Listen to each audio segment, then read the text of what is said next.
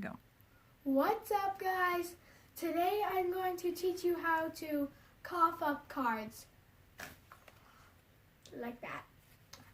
Okay, so you walk up to your mark and you're like, hey, come here. I got a little sick today and you know I already watched this a billion times like a million. okay, here's how you do it. You take half of the deck. Okay, cool. You take half of the deck, about this much, and before you start, you hold it in your hand like this.